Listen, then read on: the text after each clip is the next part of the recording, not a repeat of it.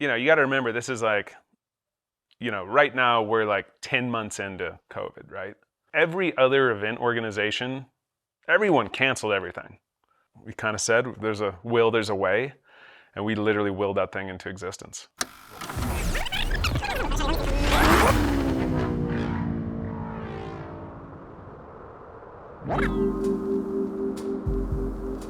It's officially the first day of February, and for us that means it's go time because riders get here today. Tomorrow is our first kind of prep day. Riders get to go scout the venue, and our massive production team is fine-tuning a lot of the infrastructure, the master control room, everything's gonna be firing on all cylinders, and psyched that we just got this thing, which was such a Hail Mary, this like portal that we had this incredible artist, Carrie, do. Carrie worked with the natural selection team and figured out how to design sections. So each of these are modular sections that are like a sandwich. So each one doesn't weigh too much or isn't too big for transport. I was worried about that one. This will be where the riders actually, the last place they stand before they drop in. Thought they wanted something special, so sort of a activated snow portal. Last week we got almost 3 feet of snow, and the course is looking like so pristine right now. I selected the piece of terrain that I did for a couple key reasons. Big boulders, cliffs, good pitch, the right elevation, the right facing aspect. But it was the most like rugged and raw piece of terrain on the resort. When we first started up there, like it was treacherous. We kind of went into it like, we want this to be a value add. And so let's pick the most unkept part of the resort.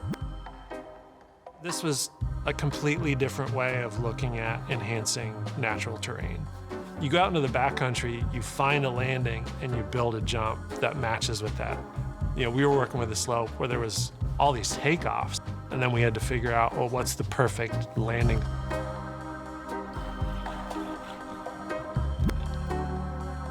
It was not normal work. There was this combination of park crew / trail crew / lumberjacky kind of people, all snowboarders, like all people who get it and understand what we were trying to do.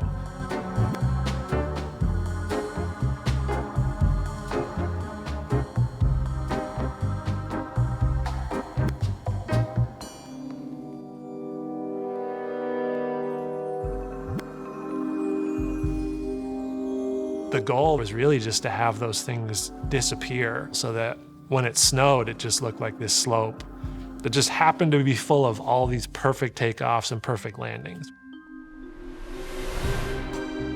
Once the snow started, we started moving snow, building features, and right now I am thanking my lucky stars. You see there's kind of a shield in the sky. There's like some real light upper atmospheric cloud cover.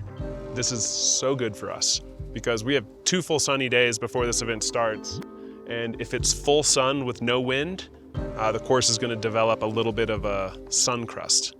It'll kind of melt the top little layer of snow. We're then going to get a little more snow. Too much snow on a sun crust, avalanche mitigation, throw bombs, which we don't want to do. So, thank you. It's really exciting. It's been a lot of work, but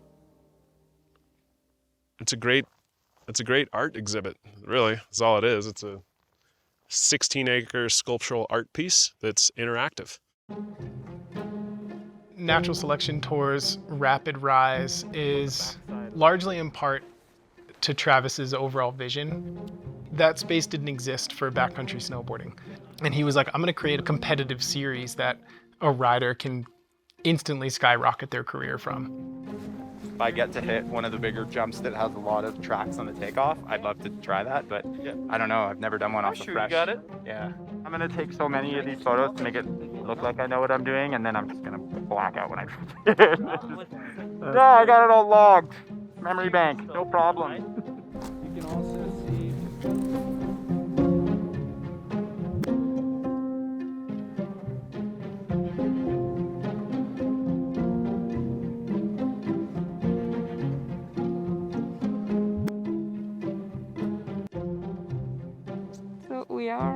just here, close to the helipad. There's no beeping point on it. GPS, please. I don't do many contests where your first run down the slope that you're being judged on is the contest. But that's what makes powder snowboarding and backcountry snowboarding so neat is you don't get a lot of tries and you have to read terrain properly and carry your speed. The films, all you see is this like perfect terrain, the perfect snow, the perfect trick. And I think it's hard for people to understand what it's really like. See, and that looks big. It is, and it's got a real small landing. That one's in place. There's this looming unknown all around everyone. The game is being changed, and we're the players.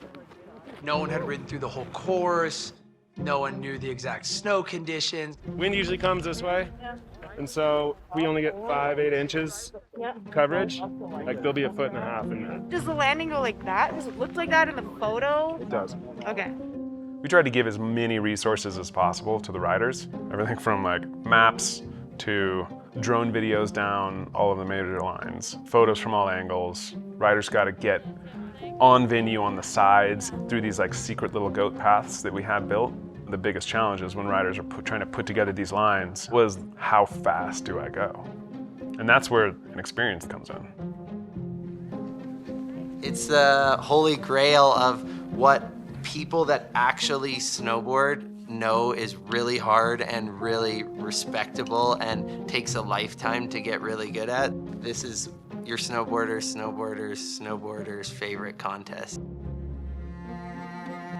We have invited you to Jackson, but this is not us putting on an event for you to participate in. Like we are co-creating together with the weather, with Mother Nature for this. We're on the Teton Range right here. You have the North American Continental Divide, which is right here, the ridge line you can see. Yellowstone Caldera, about 60 miles north. The Grand Teton is the dominant landmark of this area.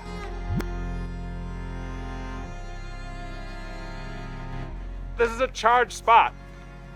You know, bringing this event to fruition, it's definitely been a thing of manifestation. And so I think if we just take a moment, visualize sun, fresh snow, enjoyment, really see what you want to see.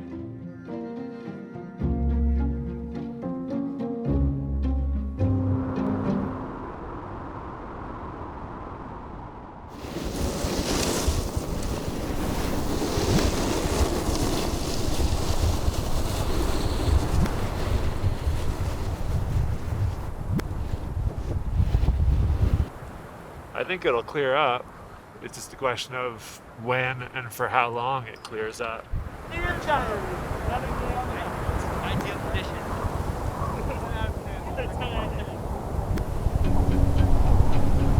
The day that we went live was hands down the most nervous I've ever been for a live broadcast. Was it gonna work?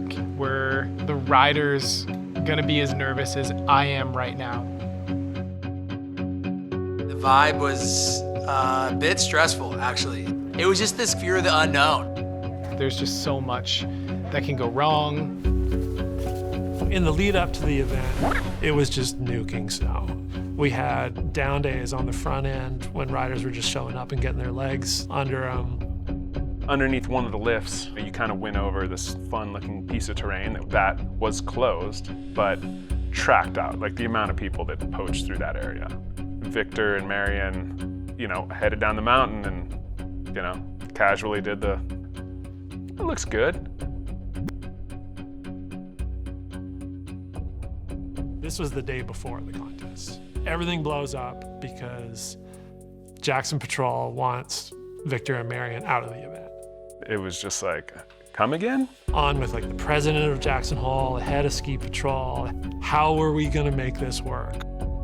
They finally were allowed to come and compete. However, the stipulation was that they had to hike. All right, we'll see you in a couple hours. Now they gotta hike their ass to the top for the event. Pretty psycho.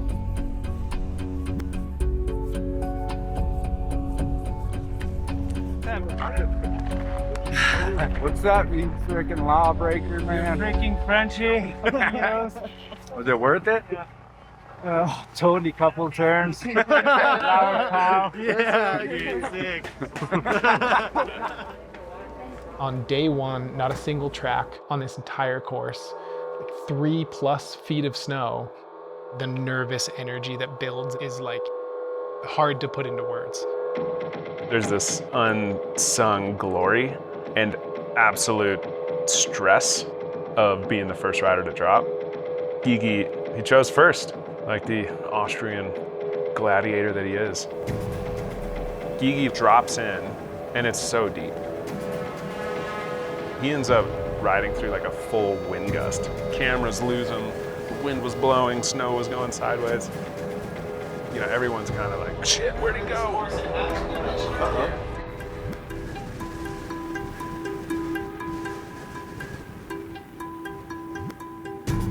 Classic Gigi, he's like, I'm hitting the biggest thing on the venue. Front 7 and just stomp the shit out of it.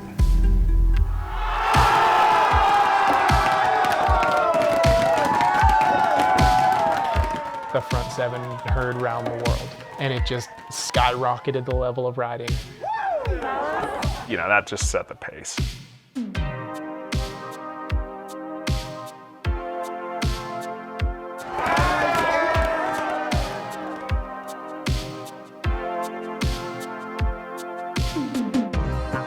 Nobody had any idea what they were getting themselves into because no one had ever done anything like this before. The greatest success of the event is that it worked.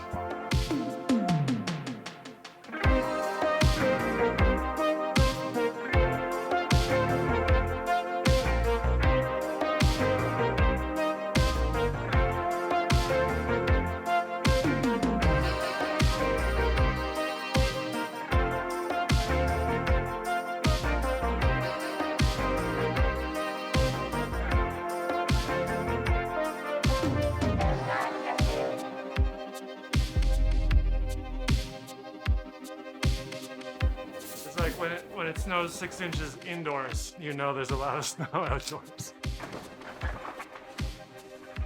I'm honestly just stoked everything's still here after last night. With those winds and being up this high and this exposed on kind of the top of a ridge, the fact that everything is still standing this morning is a small miracle.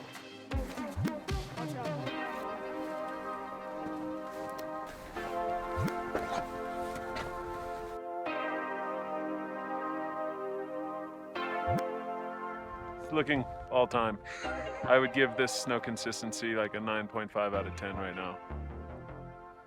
And I'm a snob.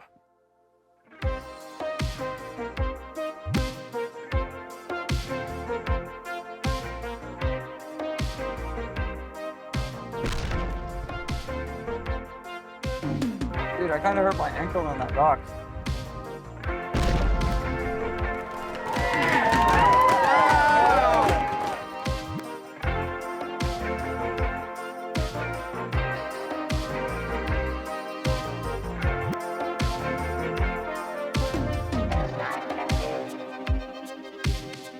Hope you like beans, Zoe. Beans? Yeah, you like beans? Yeah? There's a chance you might have won a 5-gallon bucket of pinto beans. Oh, no way! I don't want to Fuck yeah! ruin it, but Yes! it's gonna make your luggage overweight, but it's just the way it is. Yeah. I'll just put it in my backpack.